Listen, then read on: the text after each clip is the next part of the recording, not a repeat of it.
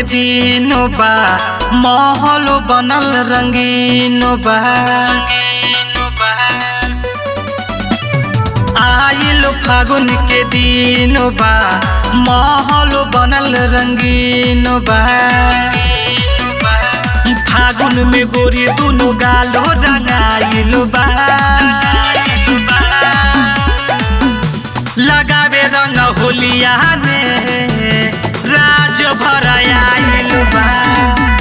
डाले रंग चोलिया में राज भर आइल बा।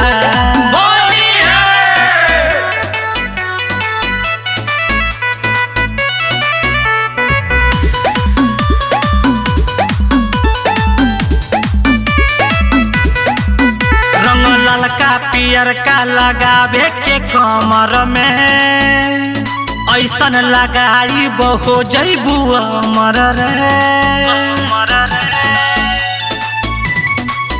तोहार दोनों गालो रंगाई रे चाहे करे के पड़ी बरियाई रे। होली के हई बात रे ना होई कवनो घात रे। दारू बियर भी साथे में लाइल बा। लगावे रंग होलिया में राज भर आइल बा।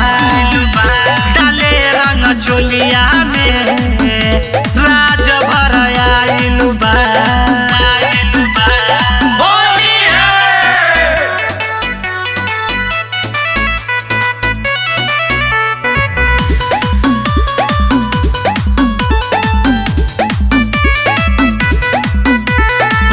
भर पे होली खुशी के रंग लेके आइल हो।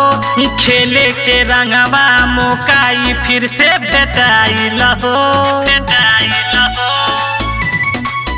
नहीं कर तू हमके माना हो प्यार से रंगवा लो खजाना हो। होली के शुरुआत रे खेल जाई रंग दिन रात रे। बलवंत रामेश्वर के बड़का पिचकारी किनाइल बा।